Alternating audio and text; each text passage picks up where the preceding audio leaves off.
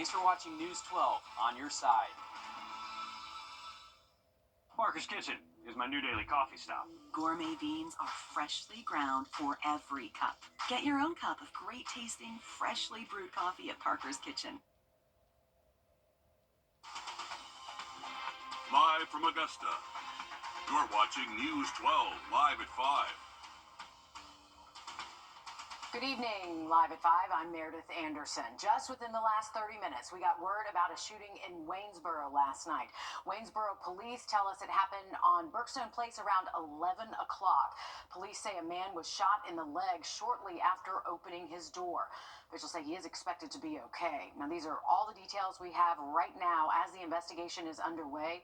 We are working to learn more, of course. We will keep you updated. Also live at 5, major developments tonight unfolding in a deadly Burke County shooting we first told you about yesterday. A suspect now faces charges. Hannah Cobb is charged with felony involuntary manslaughter in the death of her boyfriend, Telvin Osborne, Sunday. She was arrested today. The Burke County Sheriff tells us the shooting was not accidental. It happened on 4 Points Road West in Eastern Estates. Sheriff Alfonso Williams held a news conference late this afternoon, and your Will Rio was there. That's right, the suspect, Hannah Cobb, is still in the Burke County Detention Center tonight, charged with felony involuntary manslaughter. This comes after the community and really social media erupted this week after no immediate arrest was made in this case. Now, according to a Burke County incident report, deputies responded to 4 Points Road Sunday morning for a gunshot wound. At the home, they found 30-year-old Telvin Osborne shot in the upper chest. Deputies say the suspect, Hannah Cobb, called deputies and was applying pressure to the wound when they arrived. Now, Cobb told deputies her and Osborne had been out all night and recently got home. Cobb said that she was checking her firearm, as they do every night. That's when the gun went off, hitting Osborne. Cobb told deputies she thought the gun was on safe while checking it. The case required a considerable amount of time and attention to detail, ensuring that there was a comprehensive inquiry, a thorough sifting of the evidence, and we have filed appropriate charges.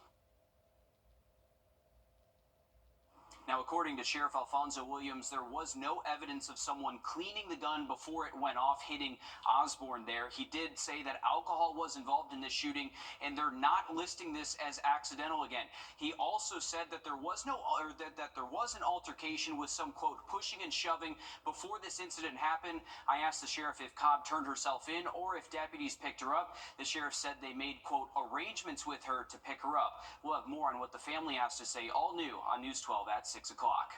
All right, thank you, Will. A lot of people with a lot of questions, and some of those answers coming today. Augusta commissioners have voted to opt out of the floating statewide homestead exemption. Late this afternoon, they made the decision in an 8-2 vote. You can see how commissioners there voted on your screen. Commissioners Jordan Johnson and Tony Lewis were the only ones who voted no. Commissioner Alvin Mason was the only one absent during the meeting. City leaders are opting out with the understanding, they say, of creating a local version to House Bill 581 that would be controlled by the local body. Also at commission today, Commissioner Brandon Garrett breaking his silence after returning from a 4-month hiatus. A few months ago, I stepped away due to spiritual and mental health concerns.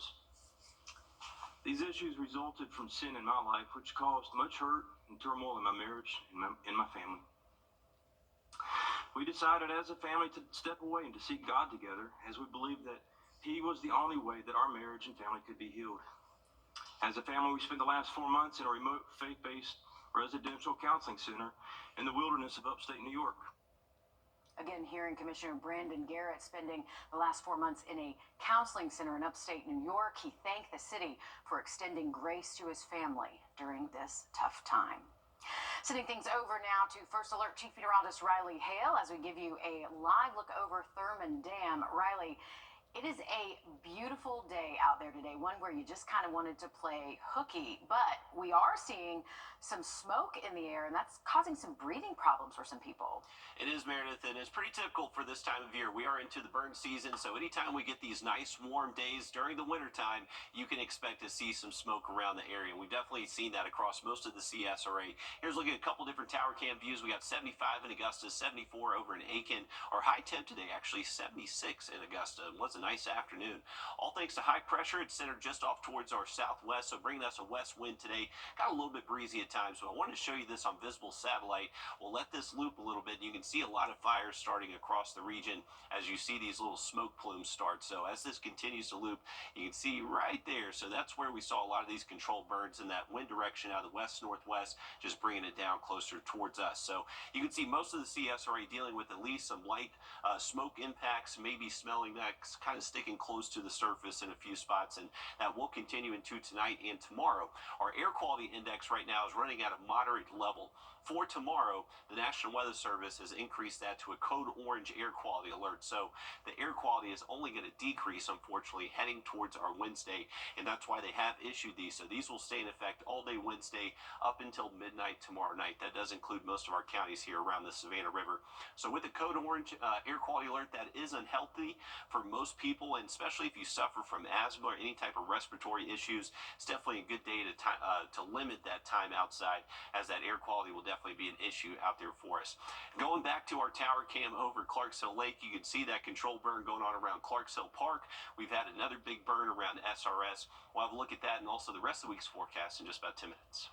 All right, thanks for that, Riley. Major developments unfolding in a SWAT incident in New Ellington we first told you about yesterday. The New Ellington police chief tells us they are now requesting assistance from the U.S. Marshals Service to locate the armed and dangerous suspect. All right, take a look at your screen. This is an updated mugshot of Christopher Parker from a murder arrest in 2012. He remains on the run tonight after yesterday's shooting turned into a standoff on Million Avenue. Luckily, they say no one was hit by that gunfire. However, investigators do say a victim was assaulted and sent to the hospital for treatment. This is video of the scene yesterday as Aiken County SWAT and New Ellington police surrounded the home. New Ellington police say the initial call came in around 9:15 or so yesterday morning, and it was in reference to shots fired at a victim inside that home.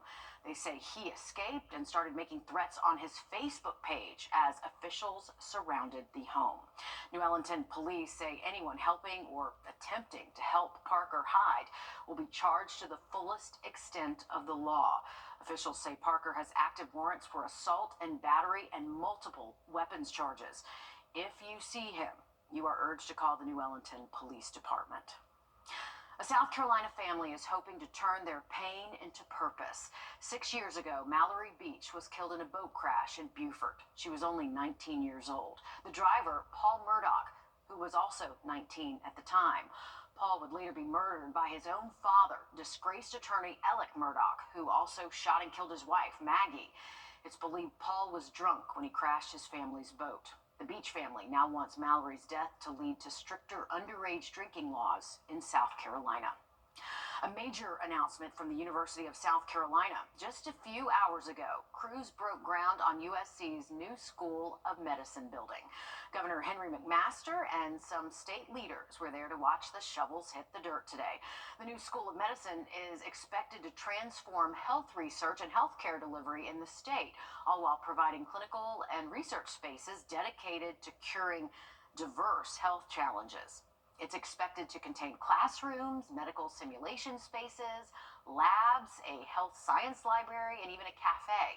The project is expected to be finished in 2027. Staying in South Carolina now, another university celebrating a huge accomplishment. This evening, South Carolina State University announced a major research milestone. The school will now be considered a research university. University and state leaders gathered at the South Carolina State Fine Arts Building this morning for this announcement. Parents and teachers are demanding a hearing with state lawmakers. They say Georgia's school voucher program rollout is a failure. They want it repealed immediately. Georgia State House reporter Abby Kosoris explains. You may call them school vouchers or scholarships depending on who you're talking to. Students in some of the lowest performing schools in our state eligible for $6,500 towards a private education. Applications open this weekend, but some members here in the Georgia House wanting to repeal the program before even a single dollar is handed out. Parents are really operating at a loss. After months of releasing and re-releasing the list of lowest performing schools, Heather Scotty says she wasn't shocked to learn dozens of DeKalb County schools made the list. She feels the estimated $144 million for vouchers would be better served by investing in public education. Taking a voucher and diverting it into a private school system does not provide an adequate pathway into positive outcomes. House Democrats sponsoring a bill to repeal the program altogether, and they're hopeful they can get the votes. Last year, the Georgia Promise Scholarship Act passed by just one vote in the House. Dozens of Republicans split from their party. They're looking to Republican Education Chairman Chris Irwin to hear their bill. I'm definitely willing to listen to any group on what we can do for what's best for our children. Irwin says the governor's Office of Student Achievement's expansive eligibility requirements do not fit lawmakers' legislative intent. If you reside in an attendance zone of at least one school on the list, you meet the requirement. It doesn't have to be the school that your child currently attends. If your child is currently in elementary school that's not on the list but is zoned for a high school that is, or vice versa, you are eligible. That's where the conversation needs to go if we can fulfill the spirit of the bill. The governor's Office of Student Achievement says the parents will be notified after the applicant portal closes sometime in early 2025, and they'll start receiving the money before next school year. In Atlanta, I'm Abby Kasouris. Thank you, Abby. Federal workers responding after their careers flashed before their eyes due to a looming deadline. Reactions from them just ahead. Riley? And we do have an air quality alert in effect for your Wednesday. Code orange out there for us. I have an update on the forecast just after the break. Time and Temp, brought to you by your First Alert weather team. It's the coldest time of year in the CSRA. To stay up to date on anything winter weather to severe weather, download our First Alert weather app to get the most accurate forecast in our area. Your job counts on you.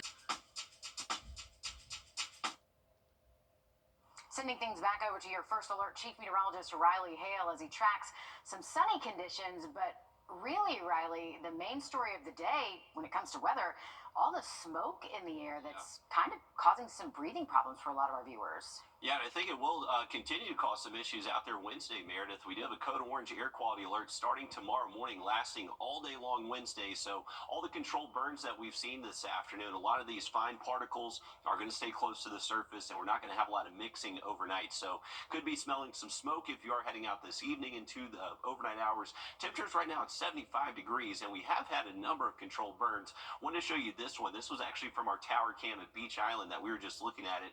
We were able to turn it towards SRS and get a pretty incredible vantage point of all that smoke out there with that controlled burn. Now, these controlled burns are needed. They're beneficial. They're a net good for our ecosystem, but they do just cause these issues some days whenever we just don't have a lot of mixing going on.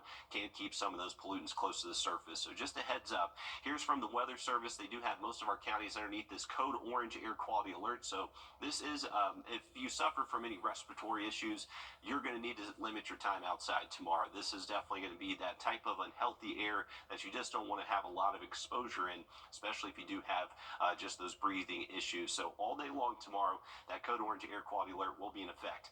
Here's a look at your forecast for your Wednesday. Despite the air quality not being great, it is going to be a beautiful day. We're expecting a lot of sun out there. Another cool start. We'll wake up seasonal in the low 40s, but afternoon highs should be well above average, most likely reaching the upper 70s tomorrow afternoon, and not really much of a wind. So that's going to add to the poor air quality tomorrow.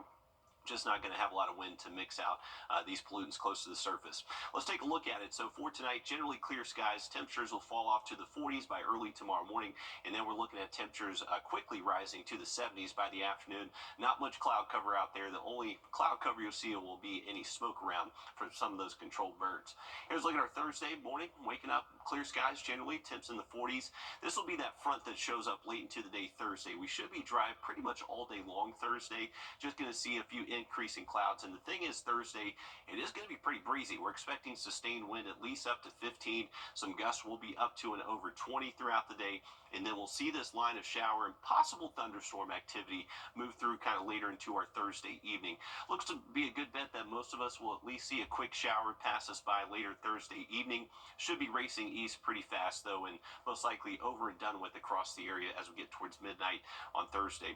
Now, once we get into Friday behind that front, maybe slightly cooler, especially with our high temps. Not really going to notice it in the morning time, but afternoon highs Friday will likely stay in the 60s for us, only seeing temps upper 50s by around 1 p.m. Friday afternoon. So a heads up, there will be some changes behind that front. Not much, though. Here's a look at how much rain we've seen so far for the month of February. We are starting to get due for some rain. Actually, our departure so far for the year is getting over an inch and over an inch for the entire month of February, too. So with that little bit of rain pushing through on Thursday, I don't think it's really going to be enough to get rid of our slight drought conditions out there. Both of our global models really showing less than a tenth, less than a quarter of an inch across the area, not only with the rain Thursday, but over the next 7 days. Just a pretty dry outlook for us as we look into our 7-day forecast. Upper 70s the next couple of afternoons. We'll have that rain chance late into the day Thursday evening. Dry weather, though, Friday into the weekend. And next week, we should get the 70s back by next Tuesday. All right, thanks for that, Riley. Breaking news live at 5 to that SWAT situation in New Ellenton we were just telling you about. We have just learned Christopher Parker has been arrested after a shooting turned into a standoff yesterday. This is from the Aiken County Sheriff's Office within the last few minutes. Now, this is an updated mugshot of Parker from a murder arrest in 2012. Yesterday's shooting incident happened on Million Avenue. Authorities say no one was hit by the gunfire, but a victim was assaulted. Now, Parker is facing assault and battery and multiple weapons charges. The good news here, we are told he was arrested without incident in the New Ellenton Police Department, so this situation has come to a peaceful end.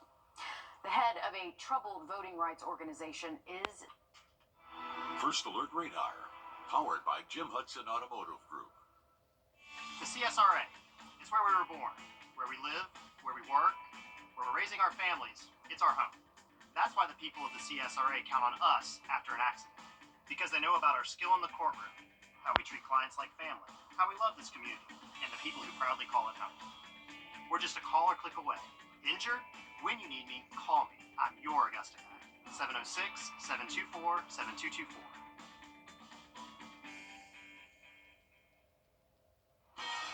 Everything at goodfeet.com.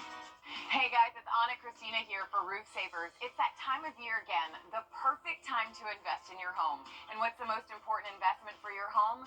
Your roof. If you've been worried about the age of your roof, missing shingles, black stains, or even leaks, I've got great news for you. There's a scientifically proven solution that can extend the life of your roof by 17 years with just one treatment. It's called Renew at 17 with Rock Lock technology exclusively from Roof Savers. Listen to some of our happy customers. We were told that a roof replacement was $12,000 to $15,000. And then I was talking to a friend across town, and he said, "Oh no, don't do a roof. Talk to Roof Savers." So I phoned you up, and you all came over, and we decided, okay, and we did the roof. And then we had this ugly storm, and the neighbors lost shingles and lost roofs and lost everything else, and we lost nothing. This was a nasty, nasty storm. With everything we saw and everything that went around, everything that was around us, I was pretty certain that we had problems. But when I went out and walked around the house, for what I could see, I didn't climb on the roof, but I didn't see that we had any wind damage whatsoever, none. I don't generally comment on anything because I just don't. But I felt so good, and Carol and I talked about it, that this job was so incredible that we had to say thanks. Roof Savers, save your roof, save your money. Our First Alert has always given you the edge against severe weather. And now, with our new First Alert radar network, First just got even faster. With up to 10 times the resolution of other local radars and technology that can pinpoint right down to your street. First just got faster. The Orangeburg County Sheriff's Office buckling down on safety for people in hard-to-reach areas. The Sheriff's Office just unveiled its new Holly Hill substation. Officials hope the location will be more convenient for people in the eastern region of the pretty big county. Sheriff Leroy Ravenel says because of their lack of manpower right now, the substation won't necessarily improve response times, but he does believe this is a huge step in the right direction with their partnerships with other local police departments. Well, calm conditions tomorrow will lead to poor air quality for the CSRA, but a front will push through Thursday, bringing us some pretty breezy conditions. Maybe some gusts up to 30 later into the day. Now, a quick look at the forecast coming up. This will serve your party, wedding, and other event needs. Welcome back, folks. Want to take you back to our Clarks Hill Lake camera over the Thurman Dam. This actually looked towards Clarks Hill Park, where they got a controlled burn done this afternoon. This was one of many spots that look like this today. Whenever we see this warm weather this time of year, we're usually going to see some of these controlled burns done. So that was the case today. 75 degrees. We got a good steady northwest wind at about 15 miles an hour. A little bit breezy out there at times so far today. Now, if you are heading out this evening, our temperatures will stay fairly mild. I would say 60s and 50s up until at least around midnight tonight. Overnight, we are going to eventually drop down into the 40s for those low temps. So maybe a little bit cool if you're up early for those dog walks, but remember that air quality alert will be in effect all day long Wednesday, so just plan accordingly. May need to get those walks in a little bit sooner than usual, but a beautiful day nonetheless out there despite the air quality. A lot of sunshine in our forecast heading into our Wednesday. Temperatures will be relatively cool out there early in the morning, near 40 degrees, but afternoon highs well above average into at least the mid and upper 70s. We'll start to notice a few more clouds roll through by Thursday. That's going to be a sign of a cold front heading our way that will bring us that quick line of rainfall as we head in towards our Thursday evening. Looks to be fairly dry though during the day Thursday, so for that rain chance you're seeing on the 7-day forecast, really big emphasis on the PM. Should be after sunset, so if you have outdoor plans during the day Thursday, it does look dry. All right, sounds good. Thank you, Riley. Coming up, Augusta commissioners discussing the $42 million Broad Street reconstruction project, how it could impact local businesses. That's coming up when Live at 5 continues. Don't go anywhere. Introducing the First Alert Radar Network. With up to 10 times the resolution of other local radars and technology that can pinpoint right down to your street. First just got faster. Need a buck? Trust Chief Meteorologist Riley Hale for your First Alert. When you visit or work with Parker's Kitchen, your support makes a difference. You've helped us rank as Best Workplace in America. None of this happens without you. Thank you. You're watching News 12 Live at 5. Continues. Good evening, I'm Meredith Anderson. Today, Augusta commissioners voting 8-2 to opt out of the controversial homestead exemption law. Quick question, ladies and gentlemen of the public, this is, it was a tough vote today, but I assure you that this governing body has the intent of making sure that we protect all taxpayers in Augusta Richland County, especially those that have homesteaded properties. Now, this is a new state law that voters approved in November, which would cap property tax increases for people with the homestead exemption. Augusta commissioners previously calling this entire situation a double-edged sword. As part of their decision to opt out, commissioners agreed to create a local version of the homestead exemption tax break that can be controlled by the city. Today, Augusta commissioners also discussed the $42 million Broad Street construction project and how it could impact local businesses. Now, this is part of a multi-phase project with Phase 1, including Millage Road and 15th Street, already underway. Your city government reporter Sydney Hood joins us now live at 5 from downtown. Sydney, local businesses worry this plan to beautify downtown Augusta might actually do more harm than good. Well, many of these businesses had to get through the pandemic. Some of them are still recovering from Hurricane Helene. So the idea of more disruption coming through downtown is unsettling. Now, Broad Street is part of the TIA improvements you see underway in several parts of downtown. John Usry with Traffic Engineering says part of the funding requirements for this project means that all traffic items need to be brought up to current standards. He says the travel lanes, parking stalls and ADA access are not. Now, some business owners I spoke to say they are grateful for the improvements coming, but at the same time, they can't help but to worry. We get up, we focus on the process, we make the best food that we possibly can, serve it in as fast and friendly a manner as we possibly can. Just sort of trust that we have the skill set to move through whatever challenges are going to happen for us. Coming up, all new on News 12 at 6 o'clock, the possible solutions city leaders are exploring so they can work with these downtown businesses to kind of ease some of that worry some of them have right now. Those businesses have been through so much. Thanks for the update, Sydney. Switching gears to weather now as we take a live look over Beach Island. Your first alert Chief Meteorologist Riley Hale joins us from the Weather Center. And Riley, it's nice to see some warmer weather this week and the slow return of the sun. But this smoke, I think we could all do without that. I know, and a lot of controlled burns across the region this afternoon, Meredith. And you can see it from our Beach Island camera. That haze in the sky forecast for you in just about 10 minutes. All right, thanks for that, Riley. Live at 5, data centers popping up all over Georgia, equipped with high-performance servers and computers. They need massive amounts of power to keep them going and, of course, water to cool them down. Your State House reporter Abby Kasoris explains why watchdogs and frustrated ratepayers are demanding state lawmakers take action. Georgia is the epicenter of information sharing. The state reports 70% of all financial transactions pass through Georgia, information stored in some of the state's 50-plus data centers. A mid-sized data center consumes around 300,000 gallons of water a day, the same as 1,000 Georgia homes. A mid-sized data center consumes 1 to 5 megawatts of power a day, roughly 500 to 5,000 Georgia homes.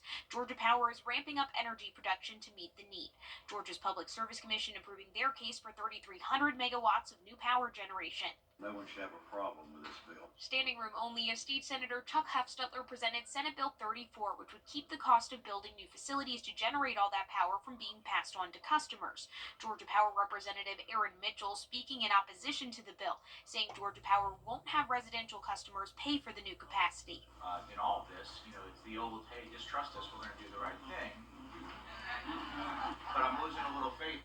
Power customer John Duke, the only person allowed to speak after long discussions. Duke saying ratepayers can't afford for the bill not to pass. Obviously, there's some senators here who are not for this.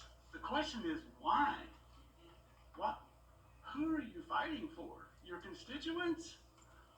Or for Georgia Power? The bill passing out of committee 8-3. Senate Majority Leader Steve Gooch, one of the no votes. But we're treating them differently than we do the other big manufacturers in Georgia, and I think we should look at them all as one and not separate them by industry. Speaker of the House John Burns starting a special study committee. State Representative Brad Thomas serving as chairman.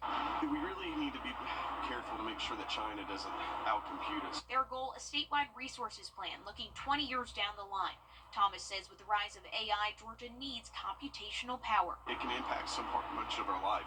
That healthcare, education, transportation, the way we manage our energy grid. The bill now faces a vote in the Senate. We'll follow that for you. Today, a South Carolina jury ruling that Brittany Drexel's killer must pay her mother for hundreds of millions of dollars for damages caused in that case. Moody killed Brittany back in April of 2009 while the New York native was visiting Myrtle Beach for spring break. Now, Moody would later be arrested more than a decade later in 2022, and he pleaded guilty to kidnapping, sexually assaulting, and then killing Brittany. Drexel's mother, Dawn Conley, filed the suit against Moody for intentional infliction of emotional distress, telling jurors she wanted to take everything from Moody like he did to her when he killed Brittany. And it seems like the jury agreed, unanimously ruling that Conley is entitled to $500 million in punitive damages and $200 million in actual damages from Moody's actions. I wanted to set a precedence that people that commit these crimes and do what Mr. Moody did to my daughter, they need everything taken away from them because they took the most precious thing that they could have taken away from me, and that was Brittany. Now, this entire civil trial only taking 2 days. Raymond Moody did not put up a defense against this suit. Local governments in Georgia could be on the hook if property owners and local businesses are impacted by homelessness. A bill making its way through the state legislature would do just that, hoping to inspire local governments to do something about the homelessness crisis. Anna Stansfield explains.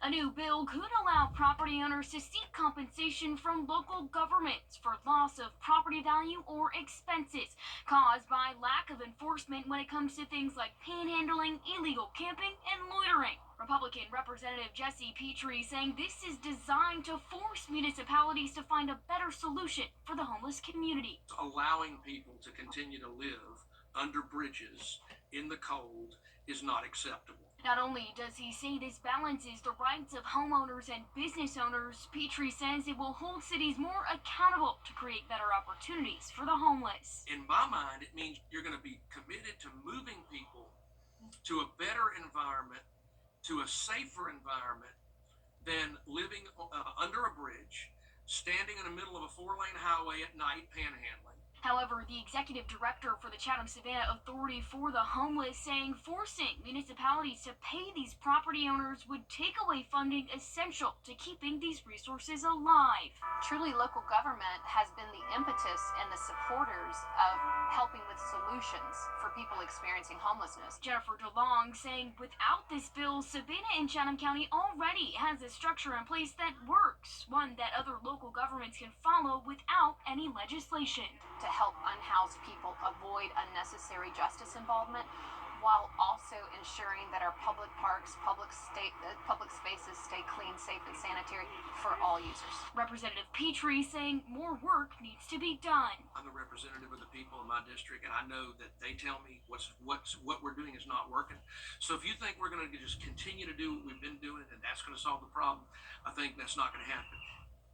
Now, this bill is still in the early stages of the legislative process, but state representatives did vote to advance the bill late last week. Riley. Well, we do have an air quality alert in effect out there for tomorrow. That includes all of the CSRA. We'll have an update on the forecast for you just after the break. Time and Temp, brought to you by your First Alert weather team. This is not you. It's not me. Temperatures looking seasonal or above average for the next 7 days. Chinese cyber terrorists may be targeting you, according to the FBI. I'm Jamie Tucker. Coming up, why you should take this warning seriously and what you need to do. First Alert Radar, powered by Jim Hudson Automotive Group. Create your... See if you're a winner. Enter today. The FBI is warning you and every American that Chinese cyber terrorists are targeting individuals and small businesses with software that could steal data and shut down computers. The Bureau says the cyber attack is underway and anyone could be a victim. Your consumer tech reporter Jamie Tucker explains. This Chinese terrorist group known as Ghost is using publicly available code, usually found on the dark web, to remotely attack internet servers. Sounds kind of confusing. Here's what it means to normal people like us. This code is being used to wreak havoc on computer systems. When the ransomware is remotely installed on computers, it generally is weaponized in under 24 hours, and victims are unaware it's on their system until it deploys. The ransomware gets into computers connected to the internet through software that hasn't been updated. The FBI says it's already compromised computers using Adobe and Microsoft servers. The FBI urges everyone to back up their computer and files. The hackers could encrypt files, and they'll demand a ransom to get your computer to start working again. It's also extremely important to ensure all of your computer software is updated to the latest versions. Browsers, antivirus programs, operating systems, anything with available security updates. Windows computers, just click on the window to install the updates and restart. Browsers typically show if any updates are available. Now, the FBI says the biggest targets of this cyber attack are religious organizations, hospitals, schools, and small and medium-sized businesses. And if a computer at your home, business, or organization is attacked by ransomware, it's important to disconnect that computer from the network as soon as possible. It isn't often the FBI issues such a stern warning, so it's important to pay attention, back up your computer, and update everything. That's What the Tech. I'm Jamie Tucker. Fort Eisenhower, cyber, and the medical centers employ thousands in our area, but when it comes to driving our economy, you cannot overlook the impact of locally owned businesses. Showcasing what local businesses have to offer is just one of the missions of WRDW's multimedia marketing team. Next month, WRDW is offering free marketing sessions to local businesses. And that's what our goal is to do, is to have a tailored approach to what their business goals are, the success that they're looking to achieve, and ultimately the way that we look at defining that success is not by just clicks and what we see in a digital dashboard, but it's how we increase their bottom line revenue growth.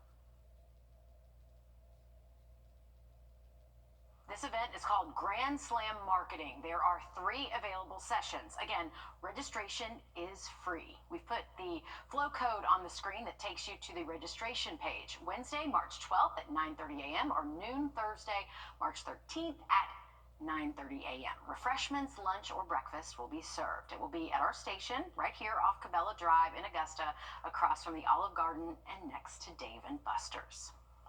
A trip to the Final Four is on the line on both sides of the aisle tonight, and to make it there, they're going to have to confront some old skeletons, Alyssa.